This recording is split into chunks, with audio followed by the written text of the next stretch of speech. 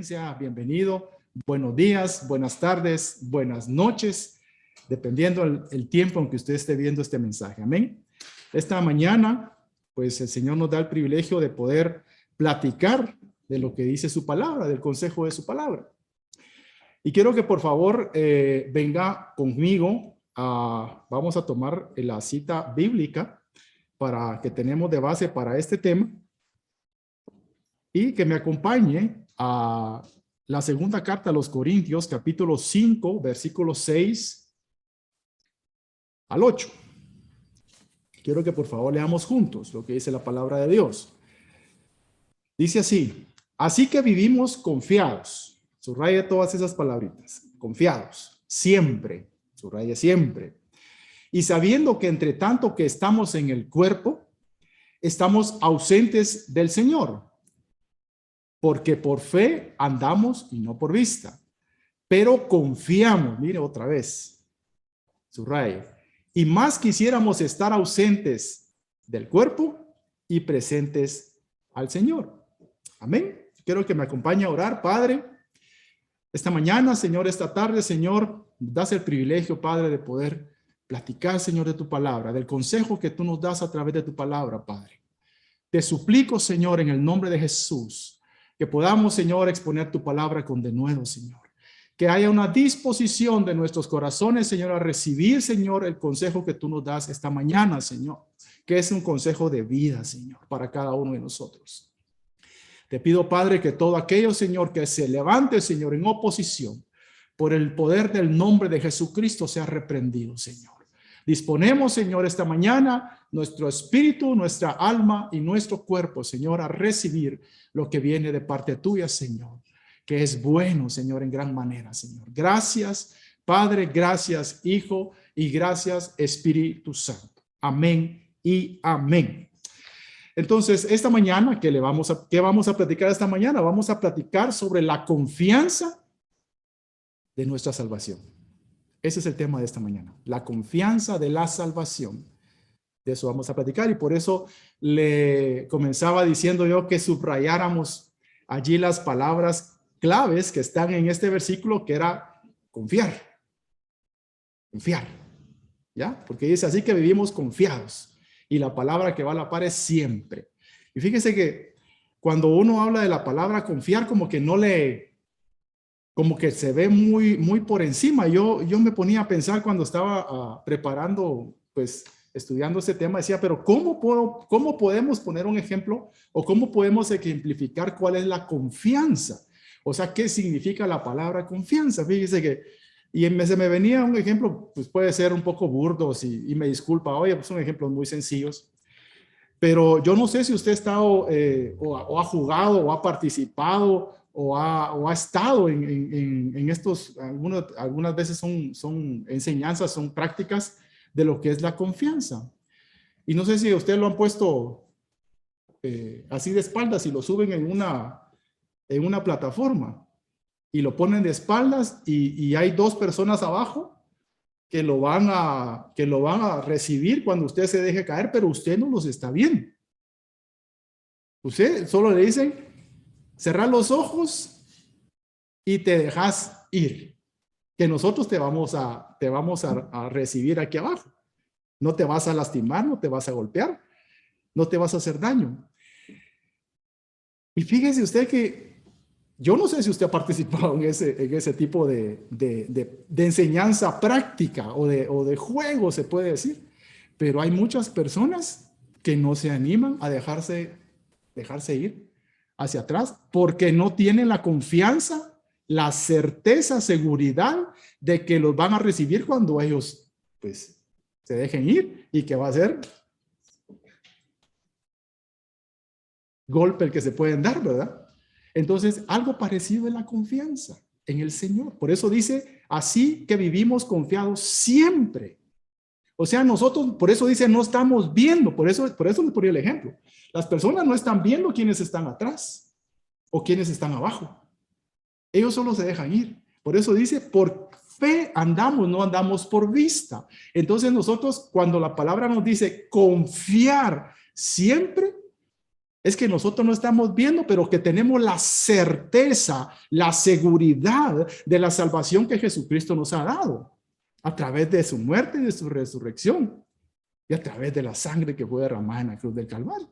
Entonces, más o menos eso puede ser la confianza. Practíquelo en su casa. Oye, tal vez ahí despuesito se pone a practicar con su esposo.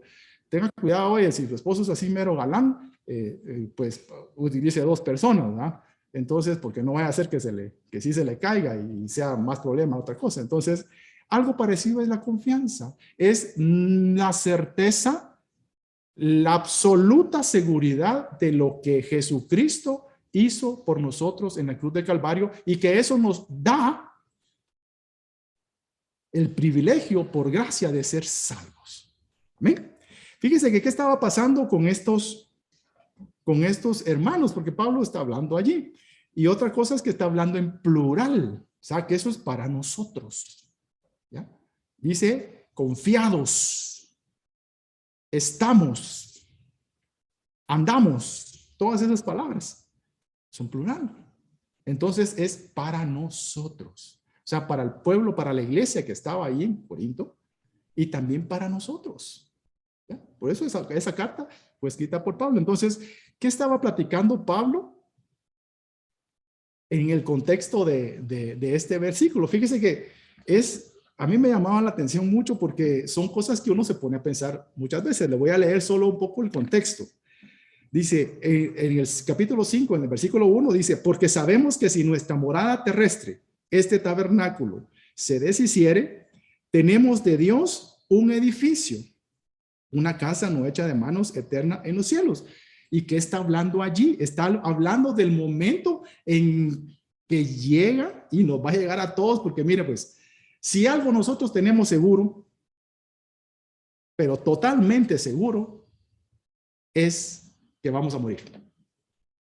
Salvo que el Señor venga antes y que no veamos muerte, ¿ya? Porque está esa promesa. Pero de lo contrario, nosotros no tenemos seguro de que vamos a llegar ancianos. No tenemos seguro de que vamos a ser exitosos. No tenemos seguro de que vamos a ser prósperos. No tenemos seguro absolutamente nada. Tenemos seguro de que un día nosotros vamos a llegar a la presencia de Dios. Eso sí es seguro. Ya sea por muerte o sea que venga el Señor. Pero eso estaba hablando acá. Dice, porque sabemos que si nuestra morada terrestre, o sea, este cuerpo, este tabernáculo se deshiciere. Tabernáculo, ¿por qué? Porque se convirtió en la casa de Dios. Al momento que nosotros venimos en arrepentimiento, confesando nuestro pecado, apartándonos de nuestro pecado, alcanzando misericordia y teniendo la salvación como ese premio. ¿Ya? Entonces dice, si este tabernáculo se deshiciere, tenemos de Dios un edificio, una casa no hecha de manos, eterna en los cielos. O sea que al momento que nosotros partamos, aquí nos está diciendo que en el cielo tenemos, porque Jesucristo lo afirmó cuando ascendió a los cielos, que dijo, yo me voy a prepararlos una casa, una morada. ¿Ya?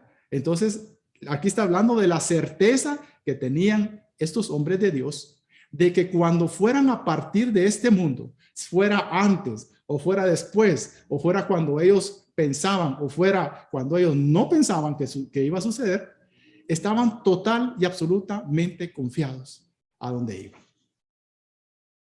Y esa es una de las cualidades. Dice, y por esto también gemimos deseando ser revestidos de aquella nuestra habitación celestial, pues así seremos hallados vestidos y no desnudos. Porque asimismo los que estamos en este tabernáculo gemimos con angustia, porque no quisiéramos ser desnudados, sino revestidos, para que lo mortal sea absorbido por la vida. Amén. Entonces, el contexto de este versículo y este versículo en sí, estos versículos en sí hablan del momento en que nosotros, el que es cristiano, tiene que partir de este mundo. De eso está hablando ahí. Y muchas veces, yo no sé si a usted le ha pasado, pero muchas veces nosotros en nuestro caminar comenzamos, mire, a veces no es por la edad hoy, pero cuando uno se va adentrando más en la edad, así nosotros que somos jóvenes todavía, gracias a Dios, gloria a Dios, pero como somos un poco más maduros, pues en edad, comenzamos a ver y a pensar más en ese momento que puede llegar, que no llega porque uno sea grande o porque uno sea joven. O sea, el momento que uno se va a presentar delante de Dios es en la voluntad de Él, no porque uno es joven o otro es un poco más avanzado de edad, no. Pero conforme uno va madurando, va pensando en ese momento en que uno tenga que presentarse delante de Dios, o en el momento, como dice la Biblia, en que nosotros tengamos que dejar esta morada terrenal, ese tabernáculo. Y comenzamos a pensar en eso. Yo no sé si usted ha pensado alguna vez en eso, el momento en que usted tenga que partir. Y yo lo veo porque, bueno, voy allá, usted sabe que yo soy del interior, soy de un pueblo bien bonito que se llama Puerto Barrios, el más bonito de toda Guatemala. Y fíjese usted que llego y hay unos pueblos, yo no sé si usted conoce algo de pueblo, pero así es en los pueblos usted. Yo le voy a contar lo que sucede en mi pueblo. Llega una de las noticias o de los comentarios que se hacen, ¿te acordás de fulanito? Sí, se murió.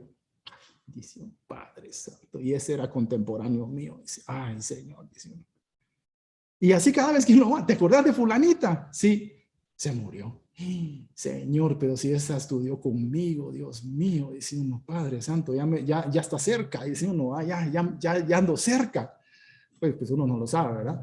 Pero están en sus comentarios, entonces uno comienza a preguntarse, a pensar más en ese tiempo y ora uno porque ese tiempo pues sea un tiempo donde uno esté totalmente listo.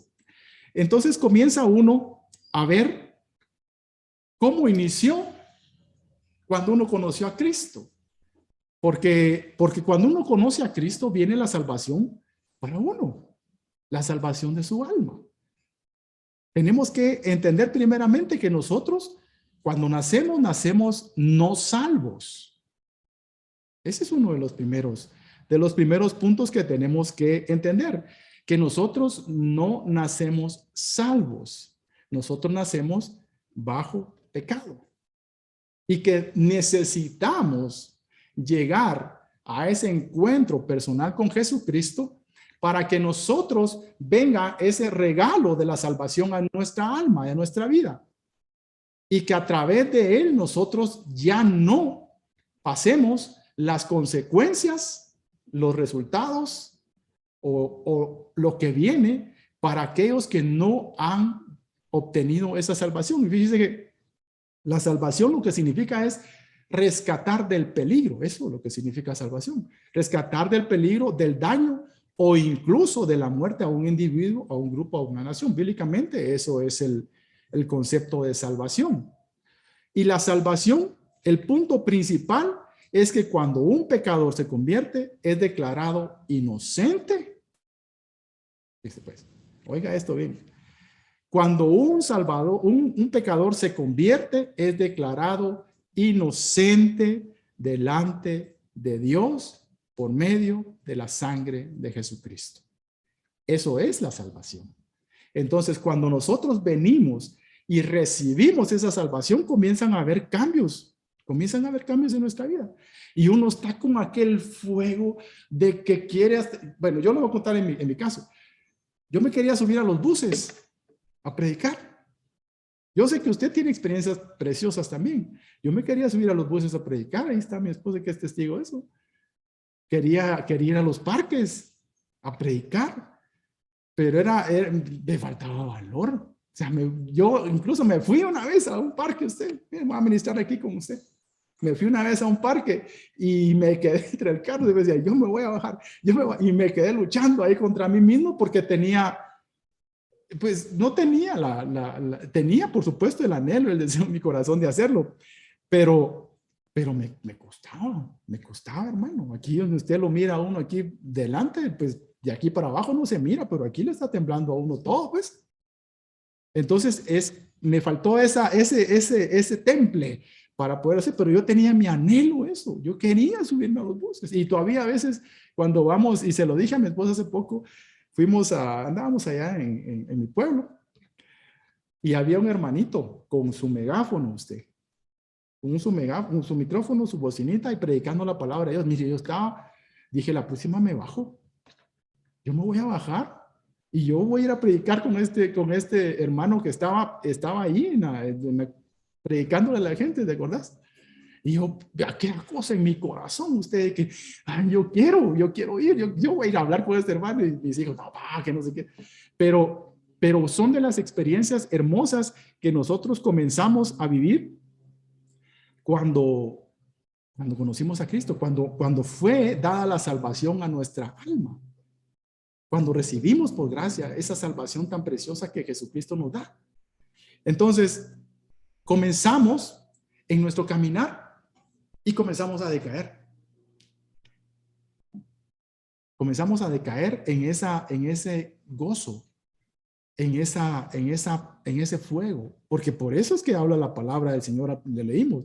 Vivir confiados siempre. Comenzamos a perder no la confianza, sino que comienza a disminuir esa pasión y ese anhelo y de creer absolutamente todo lo que dice el Señor, sus promesas, y comenzamos a caminar, y por eso es que es necesario, por eso habla en su palabra el Señor, cuando el Señor le lava los pies a sus discípulos, después de que cenó con ellos, la última cena, dice que después él se agarró, se quitó su túnica, se ciñó con una toalla, dice, y comenzó a lavarle los pies, porque eso significa el caminar. O sea que nosotros, cuando comenzamos en el evangelio, pues estamos con los pies limpios, pero conforme vamos avanzando, vamos caminando, nuestros pies se nos van ensuciando. Y eso significa que nosotros comenzamos a decaer un poquito, a decaer un poco. Ya la confianza, la absoluto creer en lo que Jesucristo es, comienza a decaer un poquito. Por eso es necesario lo que dice la palabra de Dios. Dice, no, ustedes solo necesitan que se les lave los pies. Porque Pedro le dijo, pues sabe que Pedro era el más aventado. Dijo, Señor, pues lávame todo, pues. No, le dijo, no, es que ustedes ya están limpios. Ustedes ya están limpios. Solo necesitan limpieza en sus pies, porque ese es su caminar. Entonces nosotros necesitamos esa limpieza cada cierto tiempo. Ese ministrar, y eso viene a través de la administración, ¿no? A limpiar nuestros pies. Entonces, comenzamos nosotros a bajar un poquito. Yo no sé cómo vivió usted esa confianza en la salvación que Dios le dio cuando usted se convirtió. Fíjese que yo le voy a contar un testimonio. Pues todos hemos tenido experiencias, o la mayoría, pienso yo que todo aquel que se convierta al Señor, pues el Señor le da experiencias hermosas. A mí me dio una de las experiencias que me dio el Señor, y le voy a contar. Un sueño, donde a mí me mataban. Venía en colación por el tema. Yo se lo contaba a mi esposa, y fíjese que el sueño fue tan real, usted, que yo sé que vino parte de Dios. Yo era recién converso. Yo estaba y era el lugar, es que no se me borra de mi mente, porque era en un lugar específico, y le voy a contar dónde era. Era cabal debajo en la pasarela del centro comercial Montserrat. No sé si usted conoce ahí, bueno, tal vez los que están aquí en la capital, pues sí conocen, tal vez los que están afuera, pues de repente no, pero es un centro comercial que queda aquí en la San Juan, en la calzada San Juan. Y yo me recuerdo perfectamente que yo estaba esperando un bus debajo de esa pasarela, en la parada de bus, de allí, de ese centro comercial. Y llegaron a asaltarme. Y me pusieron un cuchillo aquí, mires. Pero fue todo tan especial. Me pusieron un cuchillo aquí y solo me hizo el asaltante, ¿sí? Y me cortó la vena. La vena, no la avena, oye, la vena. Entonces yo caí. Pero había un gozo en mi corazón. Decía, Señor, yo te voy a ver. Señor, yo ahorita te voy a ver tu rostro, le decía yo, Señor, en el sueño. Y yo me levanté gozoso. Porque decía, Señor, yo voy a ver tu rostro. Yo voy a ver tu rostro. Y eso es lo que estaban viviendo estos hermanos que le escriben a los de Corinto, Pablo. Eso es lo que está escribiendo. Que siempre vivan confiados. Que si va a llegar, dice, si estamos presentes en el cuerpo, estamos ausentes en el Señor. Y si estamos ausentes en el cuerpo, estamos presentes en el Señor. Para ellos no había pierde. No había pierde. Porque tenían la certeza de a dónde iban cuando ellos partieran de este mundo. Y fíjese que Dios es tan misericordioso, tan bondadoso, tan precioso, de que el Señor concede en su misericordia que las personas, y eso yo tengo una certeza de eso, que las personas antes de partir, el Señor les muestra dónde van. Al creyente, al genuino, al Hijo de Dios. Y yo tengo un versículo bíblico hoy para eso.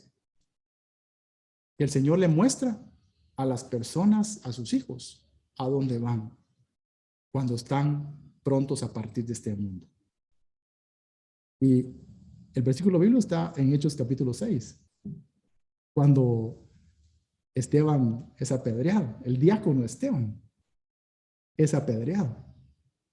Dice que Esteban vio los cielos abiertos y vio a Jesucristo sentado a la diestra del Padre.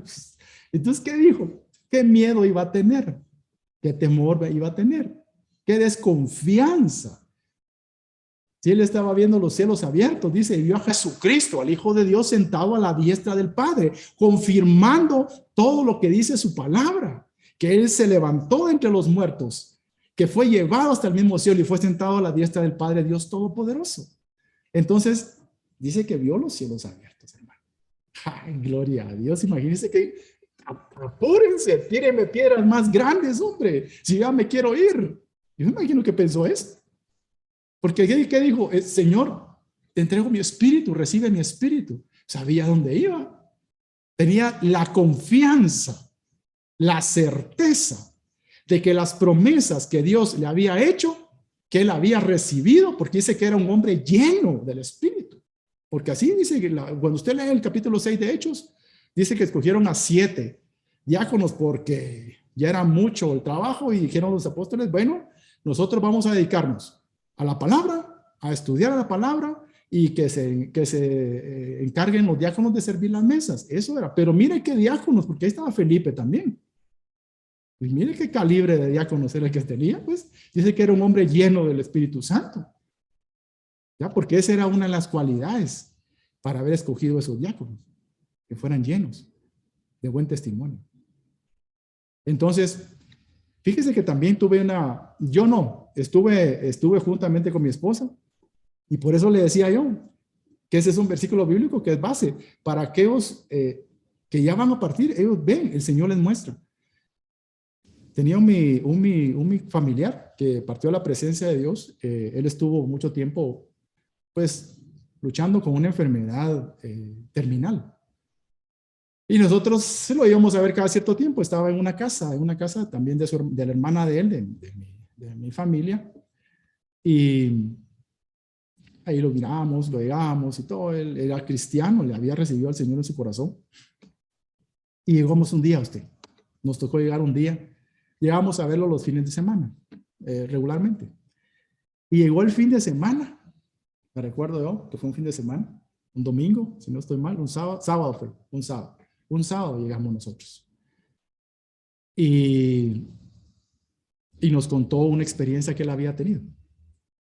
Y nos dijo, fíjense que el Señor me mostró el cielo. Nos dijo, eso se me quedó, mire usted, se me quedó grabado. Y si es lo que el Señor me mostró, yo me quiero morir ahorita. Eso fue lo que nos dijo, ¿te acordás? Nos dijo eso. Yo me quiero morir ahorita porque el Señor me mostró a dónde voy. Yo ya no quiero estar aquí. Ya, que me lleve. Por cierto, murió al poco tiempo, como a los 15 días tal vez o a la semana. Falleció, partió a la presencia de Dios. Pero mire qué glorioso de que el Señor le mostró a dónde iba. Entonces, se fue con gozo, porque el Señor le había mostrado dónde estaba. Y así hay varias experiencias de mucha gente, de muchas personas que han llegado a mis oídos y que el Señor les muestra dónde van. Imagínense qué glorioso. Por eso es que estos hombres, dice que vivían confiados, siempre. O sea, ellos no desmayaban en la esperanza que tenían de vida, de la promesa de vida eterna que había venido por Jesucristo. Entonces, a nosotros, a veces, como le decía, nos disminuye un poco. Fallamos un poco en esa confianza. Nos comenzamos a acomodar. Eso es lo que sucede. Comenzamos a acomodarnos en la nueva vida que llevamos y dejamos de hacer cosas que debemos de hacer como fruto de nuestra relación con Cristo, de nuestra salvación. Entonces, debemos de tener la conciencia de que nos salvó, porque a veces comenzamos a acomodarnos, o sea, llevamos, bueno, hoy nos toca iglesia, hoy nos toca seminario, hoy nos toca matrimonios, y la otra semana nos toca iglesia, nos toca matrimonio, y comenzamos como a caer en una rutina. Y comenzamos a perder, como que perdemos el piso de olvidarnos de dónde el Señor nos sacó y de qué el Señor nos salvó, porque tenemos que tener entendimiento en eso. ¿De qué nos salvó el Señor? Yo no sé si usted se puede poner a pensar en eso, porque necesitamos comenzar a retomar eso que muchas veces está escondidito hasta allá. O sea, nos olvidamos de que el Señor nos salvó de la muerte eterna. De eso nos salvó el Señor, de la muerte eterna. Dice Romanos 6, capítulo 6 y versículo 23. Dice, porque la paga del pecado es muerte, mas la dádiva de Dios es vida eterna en Cristo Jesús, Señor nuestro. O sea que nosotros, el Señor nos rescató de la muerte. Nos salvó de la muerte. Romanos capítulo 6 y versículo 23. El Señor nos salvó de la muerte. No debemos de olvidarnos de eso. El Señor nos rescató de la muerte. Porque la paga del pecado es muerte. Y nosotros vivíamos en nuestros delitos y en nuestros pecados. Y la paga que nosotros teníamos era la muerte eterna. Mas la dádiva de Dios es vida eterna en Cristo Jesús, Señor nuestro. ¿De qué otra cosa nos salvó el Señor? Nos salvó de la ira de Dios. Romanos capítulo 5 y versículo 9. Nos salvó de su ira. Porque dice la Biblia que viene la ira sobre este mundo. Sí, dice la palabra de Dios. Que la ira de Dios va a venir a este mundo. Cuando después de que la iglesia sea quitada, que es el arrebatamiento de la iglesia, que es lo que nosotros estamos esperando como cristianos, como creyentes, va a venir un tiempo donde se va a manifestar la ira de Dios sobre la tierra. De eso nos salvó el Señor hoy. Dice la Biblia, Romanos capítulo 5 y versículo 9, pues mucho más, estando ya justificados en su sangre, por él seremos salvos de la ira. O sea que si usted ha escuchado de que la iglesia va a pasar la gran tribulación, eso no es bíblico. La Biblia no dice eso. Aquí dice claramente de que nosotros vamos a ser salvos de la ira. Cuando venga la ira de Dios sobre esta tierra, la iglesia ya no está. Y espero que usted y yo, como iglesia de Jesucristo, perseveremos, nos mantengamos firmes, estemos confiados siempre para que nosotros seamos arrebatados, como dice la primera carta de Tesalónica, capítulo 4, versículo 16. Dice que seremos transformados, que los muertos en Cristo vivirán, resucitarán primero. Y los que hayamos permanecido, estos seremos arrebatados juntamente con ellos y seremos llevados hasta el cielo, porque Jesucristo va a estar en las nubes esperándolo a usted y esperándome a mí, esperando a su iglesia, a todos aquellos que mantuvieron sus vestiduras sin mancha. Entonces, nos salvó de la ira de Dios. ¿De qué más nos salvó? Nos salvó de la separación eterna de Dios. De eso nos salvó el Señor Jesús. De la separación eterna. Mateo capítulo 25, versículos 31 al 33. Cuando usted lee esa parte de la palabra de Dios, habla del Hijo de Dios cuando venga. Y cuando usted ve todo el contexto de ese pasaje, vamos a leerlo, dice, cuando el Hijo del Hombre venga en su gloria y todos los santos ángeles con él, entonces se sentará en su trono de gloria y serán reunidas delante de él todas las naciones. Y apartará los unos de los otros como aparta el pastor las ovejas de los cabritos. Y pondrá las ovejas a su derecha y los cabritos a su izquierda. Y cuando usted lee, pues todo el capítulo habla de tuve sed, me diste de beber, tuve hambre, me diste de comer, estuve enfermo, me visitaste, estuve preso. Entonces le dice, pero Señor, ¿cuándo hicimos eso?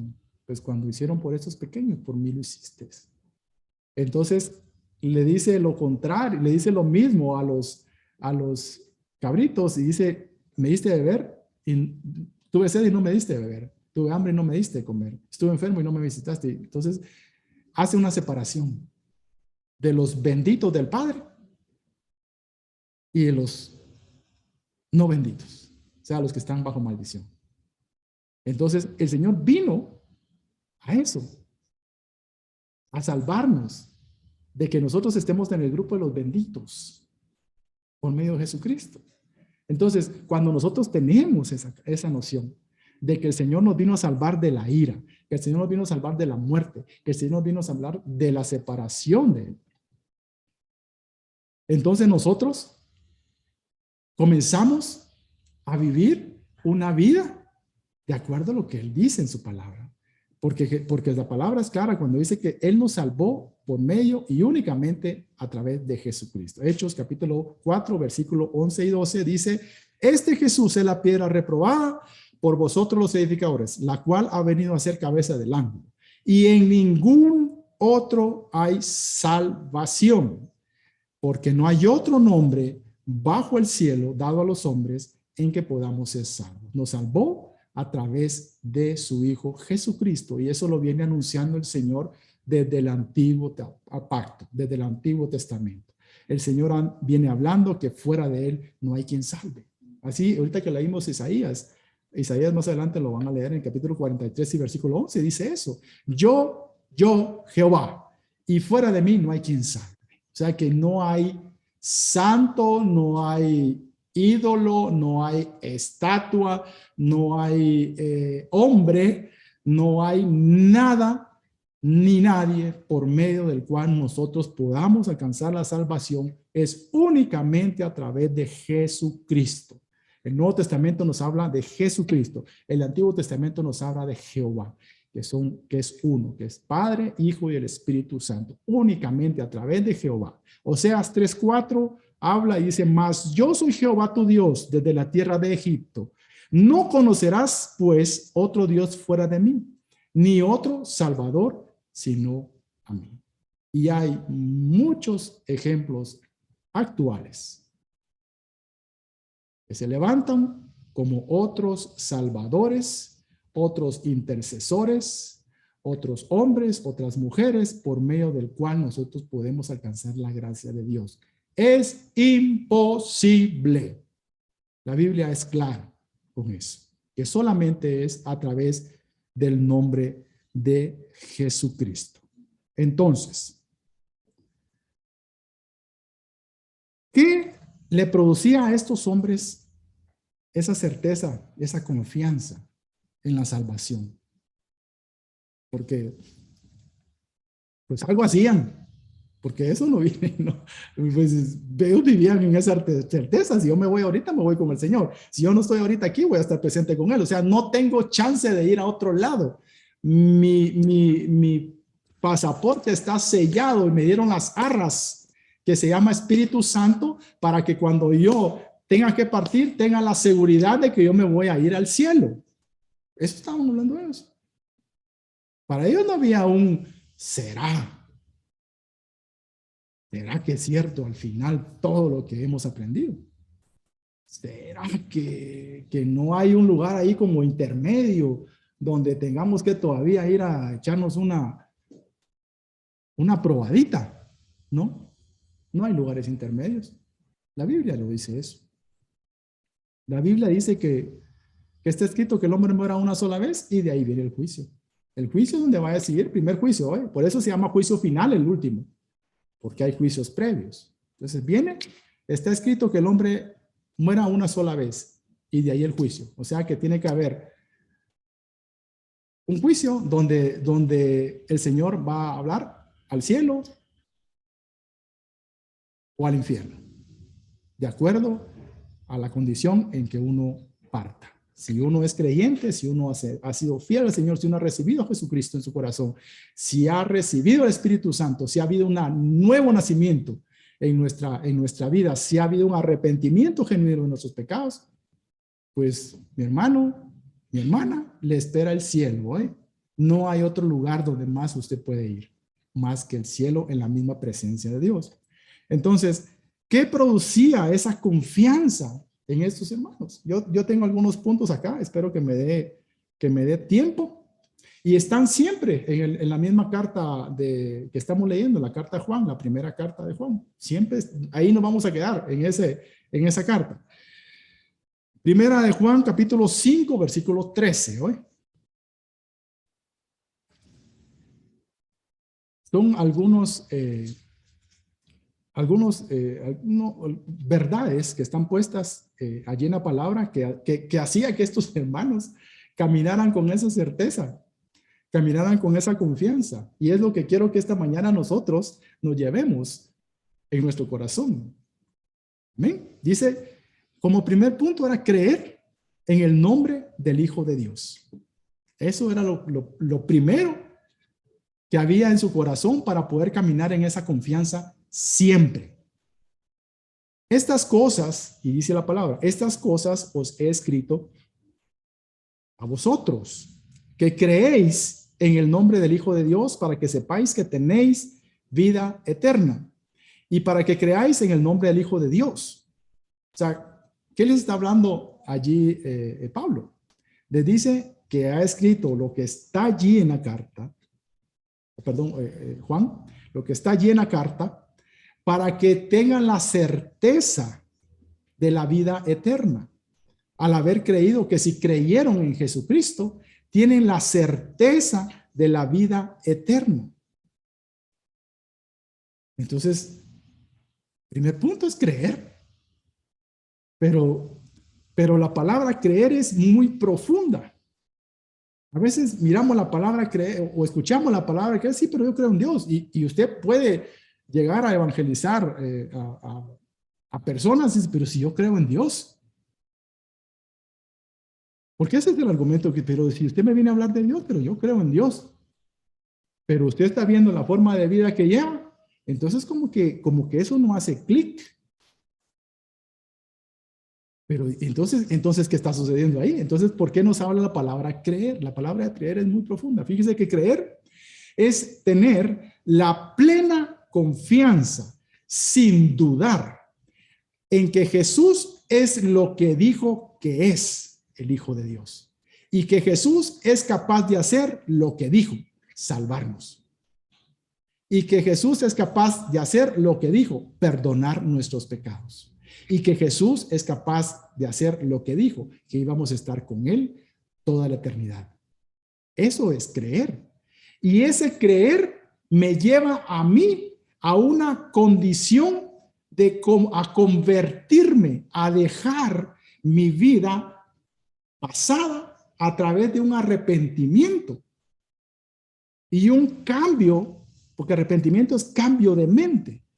Ese creer me lleva a mí a una conversión, a dejar de hacer lo que yo venía haciendo.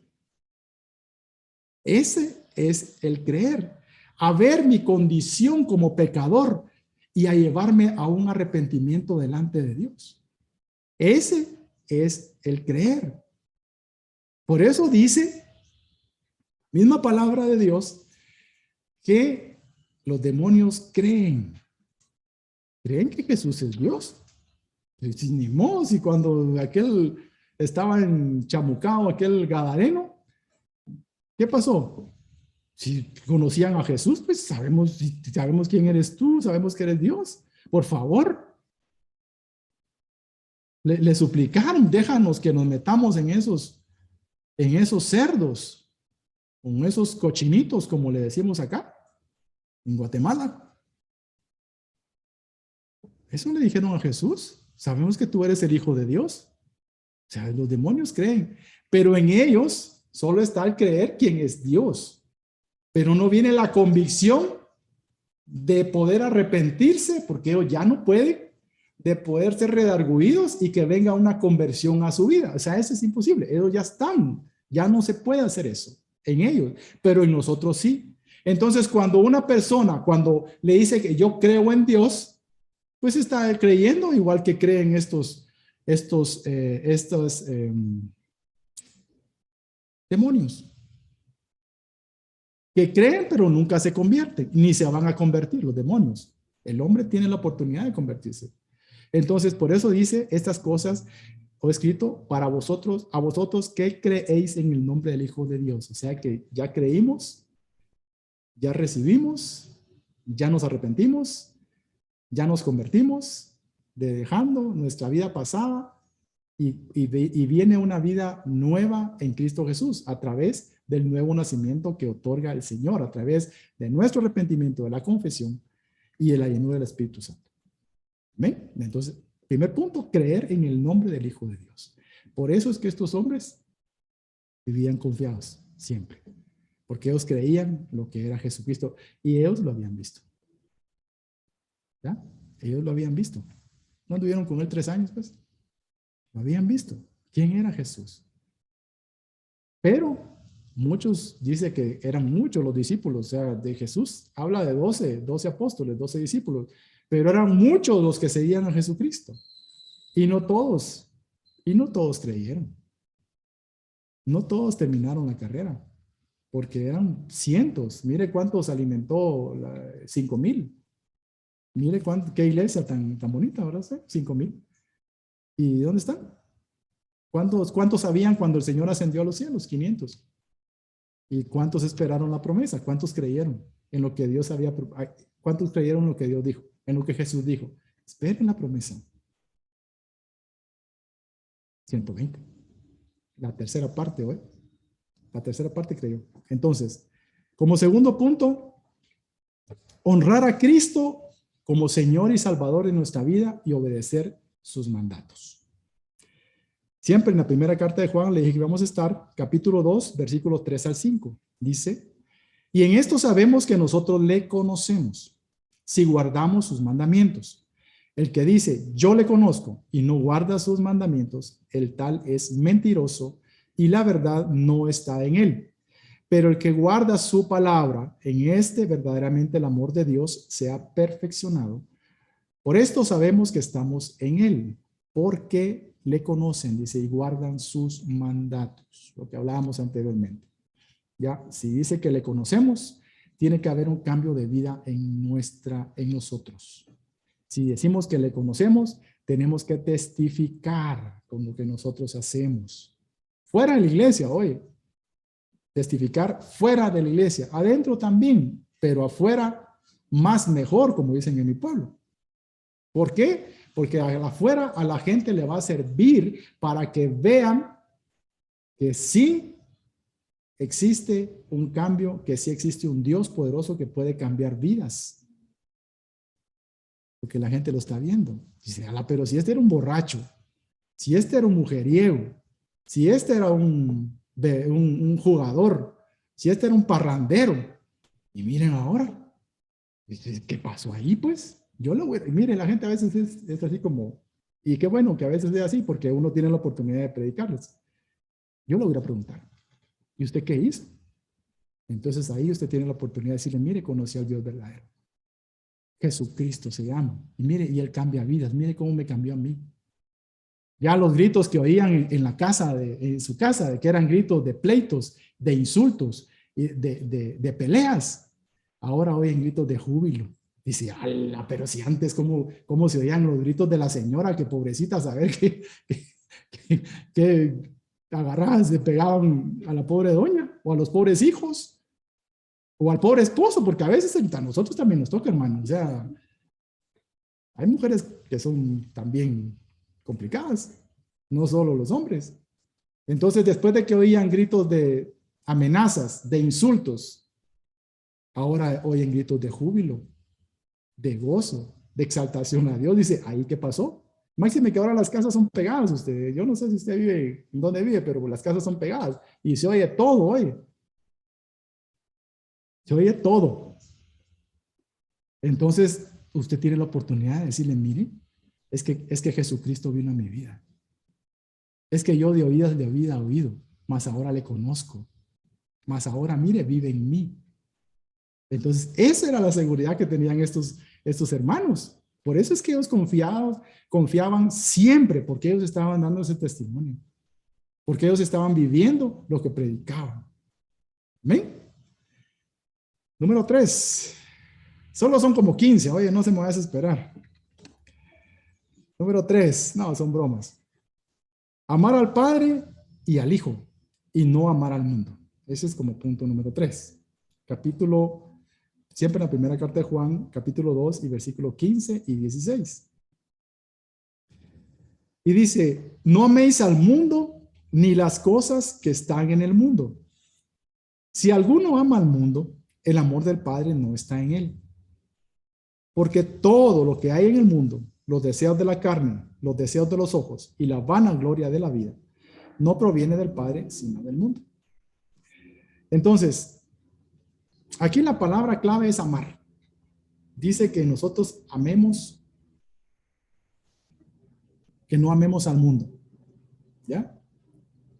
Porque eso que si nosotros amamos al mundo, el amor del Padre no está en nosotros. Porque la Biblia es clara que dice que nosotros no podemos servir a dos señores. Es clarísimo.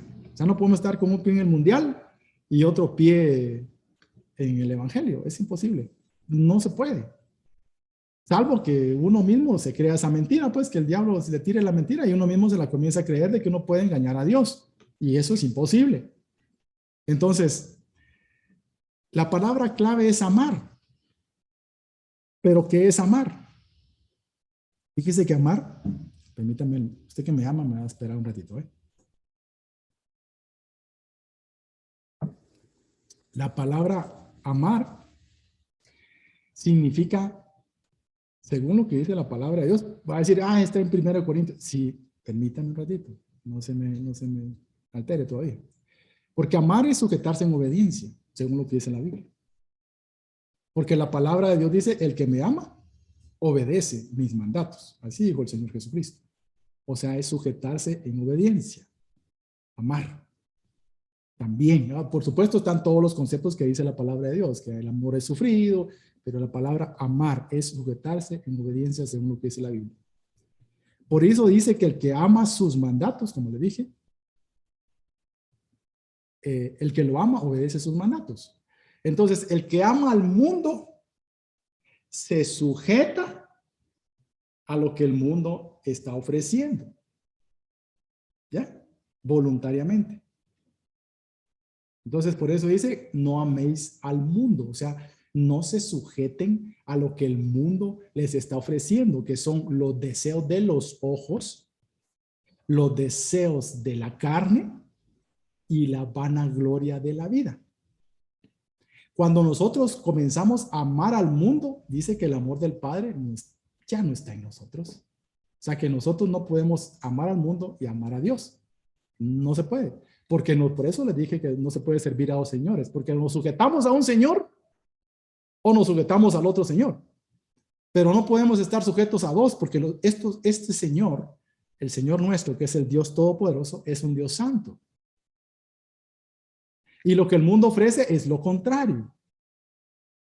Son los placeres de la carne. Y ya sabemos lo que habla Gálatas de la carne. Las orgías, las borracheras, las maledicencias, los enojos, las griterías, los celos, las contiendas, Todo eso es lo que ofrece todo eso es el producto, las obras de la carne, pues, que son lo que dice acá. Dice, el deseo de la carne. Eso es lo que la carne quiere hacer. Estar en pleitos, estar en gritos, estar en orgías, estar en fornicaciones, estar en hechicerías. Eso es lo que la carne quiere. Pero dice la Biblia que nosotros, si nos sujetamos voluntariamente a eso, es porque estamos amando al mundo. A veces como que se confunde un poquito y dice, ay, pero es que estamos en el mundo. Sí, estamos en el mundo, pero no somos del mundo. Nosotros tenemos que llevar una vida de acuerdo a las normas y a los principios que Dios establece en su palabra. Sujetarnos a eso, a lo que Él habla en su palabra. Entonces vamos a nosotros a amar a Dios. Por eso es que ese principio es amar al Padre y no amar al mundo. Otro principio que estos hermanos practicaban para estar confiados siempre en su salvación era practicar la justicia y no practicar el pecado. Siempre primera carta de Juan, capítulo 2, versículo 29. Dice la Biblia, si sabéis que él es justo, sabed también que todo el que hace justicia es nacido de él. Si sabéis que Él es justo, ¿quién? Jesucristo. Sabed también que todo el que hace justicia es nacido de Él. Ahora, ¿qué es hacer justicia? Si usted me ayuda, ¿qué es hacer justicia? Hacer justicia es hacer lo que agrada a Dios. Eso es hacer justicia. Andar conforme a la voluntad del Padre en el propósito, en el pensamiento y en la acción. Eso es hacer justicia. Andar en la voluntad del Padre. Eso es hacer justicia hoy. Que nosotros hagamos lo que Dios manda, lo que agrada a papá. Mire, tenemos aquí 66 libros donde está la voluntad del Padre para que nosotros le agrademos. Porque cuando leemos más adelante dice de esto que hablábamos en la segunda carta a los Corintios, que es donde estamos con nuestro versículo base, en el versículo 9, 5:9 dice, por tanto, procuramos también, o ausentes o presentes, serle agradables. Ser justo, hacer justicia. Presentes o no presentes, hacer justicia. Serle agradables al Padre. Eso es hacer justicia. Este otro punto para vivir confiados y seguros en nuestra salvación que el Señor nos ha regalado y vivir confiados siempre en nuestra salvación es este puntito, que ese no nos cuesta mucho. Se llama amar a los hermanos. Y fíjese que este es bien importante. Todos son importantes. Está siempre en la primera carta de Juan, capítulo 3 y versículo 14. O sea que no hay chance, oye, no hay chance de que usted no me ame, ni que yo no lo ame. Porque dice ese versículo, dice, nosotros sabemos que hemos pasado de muerte. Fíjese pues, ¿qué constancia hay de que uno ha pasado, que ya no uno está muerto en sus delitos y pecados, sino que ha venido en la vida nueva que Jesucristo nos ha dado? Ha habido un nuevo nacimiento. Y fíjese que esta es una prueba de ese nuevo nacimiento. Dice, nosotros sabemos que hemos pasado de muerte a vida en que amamos a los hermanos. El que no ama a su hermano permanece en muerte. Dios bendito. Entonces creo que estos hermanitos se amaban a los hermanos. O sea, si lo está escribiendo Juanito, el apóstol Juan, él era apóstol, ¿cómo le dicen al apóstol Juan? El discípulo amado. Entonces él está hablando de esto, que la certeza de que nosotros estamos caminando en la salvación que el Señor nos dio, confiados en la salvación que Dios nos dio, una de las pruebas que nos debemos de hacer es que si amamos a los hermanos. Y si no los amamos, entonces ahí estamos que tenemos que poner las barbas en remojo, hermano. Tenemos que amarnos. Ya, mire ustedes que tenemos, es que es hermanito, usted qué cardíaco. Sí, pero es hermano. Es su hermano. Entonces, si es hermano, si es una persona nacida de nuevo, que ha confesado a Jesucristo como su Señor, como Salvador, si hay fruto de arrepentimiento en su vida, o sea, póngalo en mi vida, digamos en mi vida, si hay un nuevo nacimiento, si hay fruto de arrepentimiento en mí, si hay hay novedad de vida en mí, si yo ya no sigo practicando las cosas que hacía antes, entonces yo soy un nacido de nuevo, soy un hijo de Dios por adopción. ¿Ya? Entonces, si usted hizo la misma confesión, entonces usted es mi hermano. Sí, porque hay unos que no son hermanos. En las iglesias también hay cabras, pues. Hay ovejas y hay cabras. Hay trigo y hay cizaña. El Señor lo dice en su palabra. No todos son hermanos. Pero el que ama a su hermano, aquel que es verdaderamente su hermano, dice que eso es una prueba de que nosotros estamos caminando en la salvación que Dios nos dio y eso nos va a dar confianza. Ay, Dios mío. Solo quiero leer esto. Ya voy a terminar hoy. Otro punto es creer que el Espíritu Santo vive en todo aquel que ha creído. Primera Juan capítulo 3, versículo 24. Dice 3:24. Siempre ahí en Juan. Hoy ya no le voy a decir Juan, que solo los versículos, capítulo y versículo. 3:24 dice: y el que guarda sus mandamientos permanece en Dios y Dios en él. Y en esto sabemos que él permanece en nosotros por el Espíritu Santo, por el Espíritu que nos ha dado. Si el Espíritu Santo está en nosotros, como dice acá, que dice que el que guarda sus mandamientos y el que guarda sus mandamientos permanece en Dios y Dios en él, y en esto sabemos que él permanece en nosotros por el Espíritu que nos ha dado. El Espíritu da testimonio. ¿Ya? Entonces, ¿por qué? Porque está viendo un fruto en su vida. Porque mire, el que nosotros vivamos una vida en santidad no es producto de nuestras fuerzas. Es producto de que Dios vino a morar en nosotros a través de su Espíritu Santo. Y los frutos del Espíritu Santo se comienzan a manifestar en su vida. Y uno de esos es el obedecer la palabra de Dios, porque es su palabra. Dios es uno. El Padre, el Hijo y el Espíritu Santo. Entonces el Espíritu Santo, dice la Biblia, que nos va a guiar hacia toda la verdad, que es Jesucristo.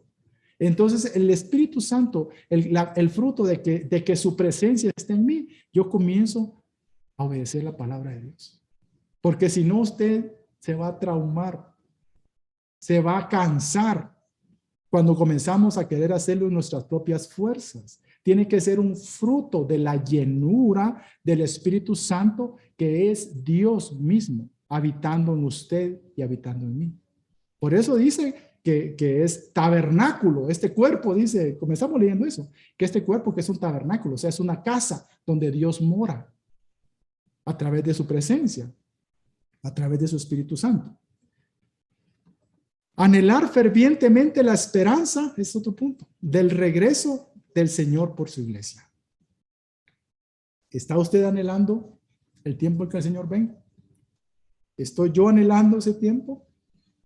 ¿Estoy expectante porque las señales están dando de que el Señor está pronto a aparecer? Aquellos que estén en luz, que estemos en la luz, aquellos que vivamos de día y no vivamos en la oscuridad de la noche. ¿Estamos nosotros expectantes a eso? Realmente, cada día que nosotros nos despertamos, ¿será hoy, Señor? Así me decía un hermano precioso, que todos los días decía, ¿será hoy, Señor? ¿Será hoy, Señor? O sea, con esa expectación de que hoy puede ser el día en que el Señor venga por su iglesia. Entonces, estos hermanitos vivían confiados siempre, porque ellos estaban expectantes de las promesas que Dios había hecho. Y una de las promesas era que Dios venía por su iglesia. Ellos ya no lo vieron. Por supuesto, ya están en la presencia de Dios y están gozándose ya. Pero vivieron esperando la promesa del advenimiento de la promesa de la venida de Jesucristo por su iglesia. Por eso lo escribió. ¿Ya? Estaban, dice, Amados, ahora somos hijos de Dios. Una certificación de lo que ya eran ellos, la seguridad. Y aún no se ha manifestado lo que hemos de ser, o sea, el transformarse. Porque todavía estaban en el cuerpo. O sea, por eso dice Tesalonicenses, y seremos transformados a la imagen de a la imagen de Jesucristo, en ese cuerpo glorioso. Ellos estaban hablando de eso, lo creyeron y lo recibieron. Dice, todavía no se ha manifestado eso que hemos de ser, ¿ya? Que vamos a ser iguales que el Señor. Pero sabemos que cuando Él se manifieste, Jesucristo, seremos semejantes a Él. ¿Ya lo vio? Semejantes, no iguales, semejantes. Porque le veremos tal y como Él es. Y todo aquel que tiene esta esperanza se purifica a sí mismo, así como Él es puro. ¿Ya lo vio?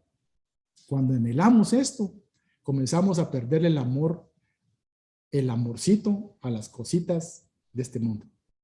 El amorcito a las cosas materiales. Comenzamos a perderle el amorcito a los placeres.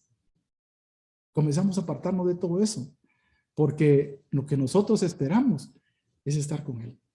Entonces, por supuesto, trabajamos, nos movemos, adquirimos cosas, porque tampoco es que se vaya a vivir a la montaña bajo un árbol, ¿no? No es eso. Pero ya no tenemos nuestro corazón puesto en esas cosas. ¿Sabes? Tenemos que trabajar, sí, pero no nos tenemos que afanar. Tenemos que, a veces, que construir casas, que edificar, pero no tenemos que afanarnos por eso, porque nuestra esperanza está en que Él va a aparecer un día y prontamente, y nos vamos a ir con Él. Amén. Entonces, ya para ir concluyendo, perdón, me pasé un poquito hoy.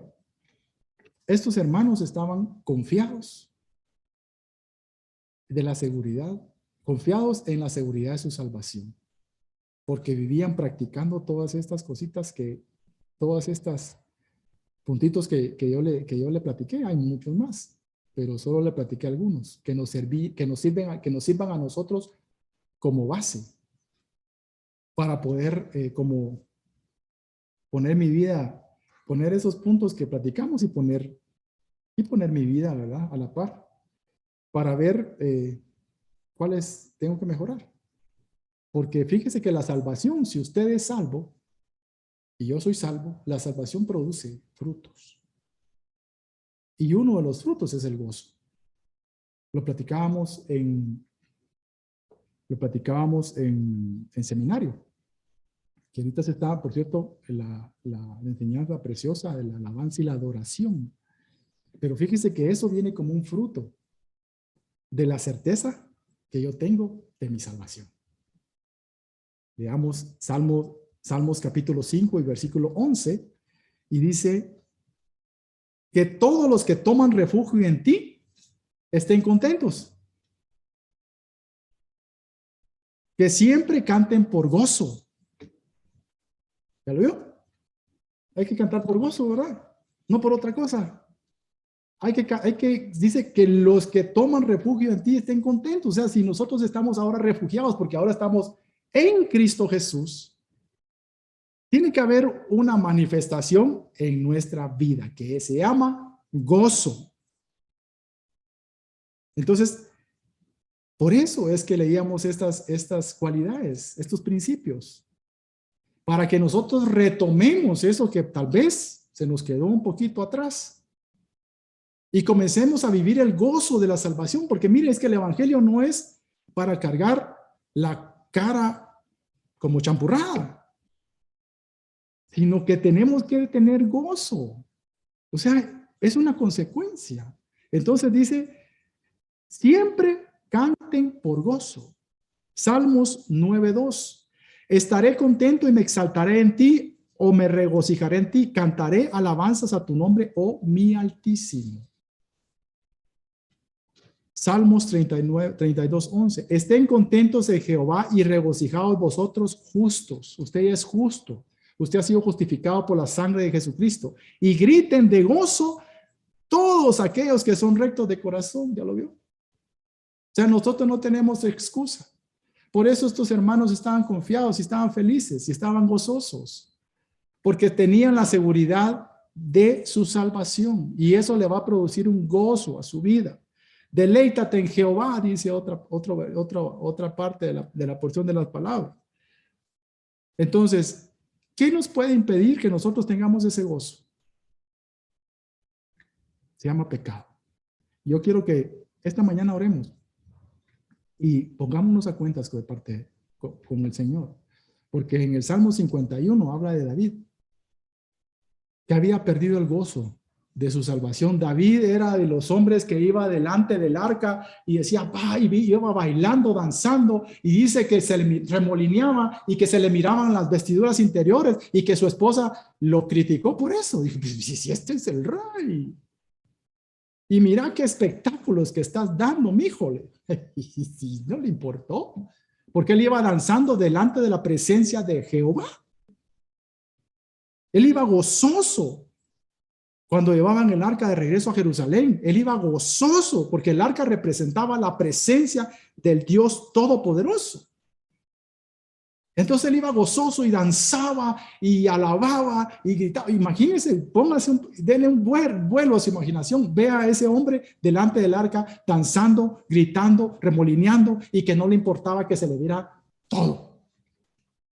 No le importaba lo que el mundo dijera, porque a veces somos muy cuadrados. Ay, no saber qué van a decir, estoy loco. Pues sí, estamos locos, hermano. Estamos locos por Cristo.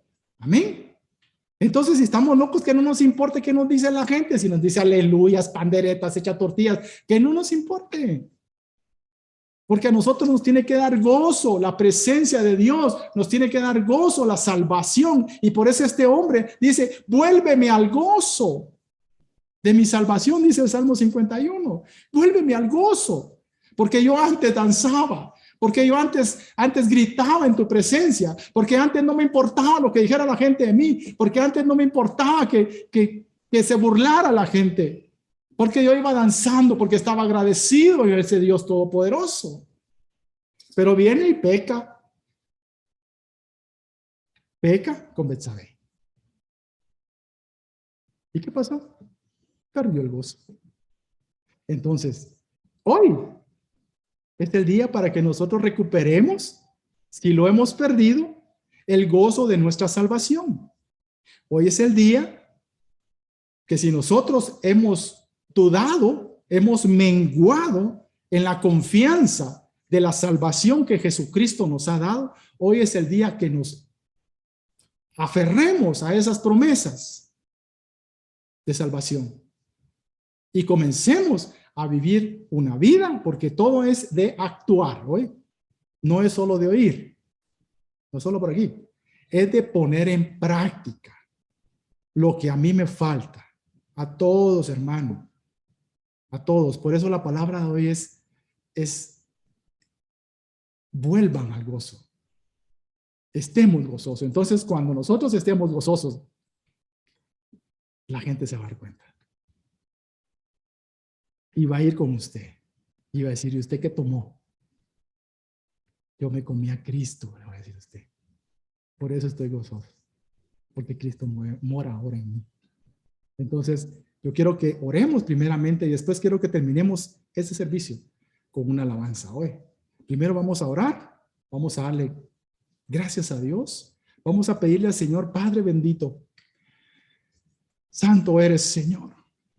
Padre, yo esta mañana, esta tarde, Señor, te suplico, Padre, que como dijo tu siervo, vuélveme al gozo de tu salvación, Padre, porque mi pecado, Señor, me ha apartado, porque mi pecado, Señor, me ha hecho perder, Señor, ese gozo que tú me das, Señor, a través de la salvación, Señor. Padre, yo esta mañana quiero confesarte, Señor, eso, Padre. Yo te pido perdón, Señor, por mi pecado, por mis transgresiones, Señor, por mis faltas. Padre, no quiero vivir, Señor, amargado, no quiero vivir oprimido, no quiero vivir acusado, no quiero vivir, Señor, sin esperanza, Padre. Tú me has dado esperanza a través de tus promesas que son en Jesucristo Jesús, en tu Hijo, Señor. Tú me has dado esperanza de vida, Señor. Tú me has salvado, Señor. me has limpiado, Padre, porque yo vine arrepentido delante de tu presencia. Si tú no has hecho tu confesión, si tú no has confesado a Jesucristo, este es el tiempo. Si tú te has apartado de Jesucristo y si te has perdido el gozo, este es el tiempo. Porque el Señor es un juez justo, dice tu palabra, Padre, que abogado tenemos, porque en tu palabra dice, hijitos míos, si se pecan, abogados tienen delante del Padre, a Jesucristo el justo. Padre, yo me arrepiento, Señor, de mi pecado. Te pido perdón, Señor, y te pido, Señor, que me ayudes a vivir en ese gozo, Señor, cada día. El gozo, Señor, de la salvación que tú me das a través de tu muerte, de tu resurrección, a través de tu sangre, Señor, por el perdón de pecados. Te doy gracias, Padre, porque sé, Señor, que voy a venir, Señor, ahora, Señor, con un cambio de vida. Voy a apartar mi pecado de mi vida, Señor. Voy a dejar de practicar esos pecados, Señor, que están allí, Señor, y que me han hecho perder el gozo. Y voy a comenzar a caminar en novedad de vida con la ayuda de tu Espíritu Santo, Padre. En el nombre de Jesús, en el nombre de Jesús. Quiero que, por favor, escuche esta alabanza y que si está allí, se levante de su lugar y alabe al Señor con gozo, porque el Señor le ha dado su salvación, porque el Señor le ha dado la seguridad de su salvación, y el Señor quiere que usted y yo vivamos confiados cada día, de que cuando nosotros partamos de este mundo, tenemos la certeza y la seguridad que vamos a estar en la presencia de nuestro Dios, y que lo vamos a ver tal y como Él es. Aleluya. Amén y amén.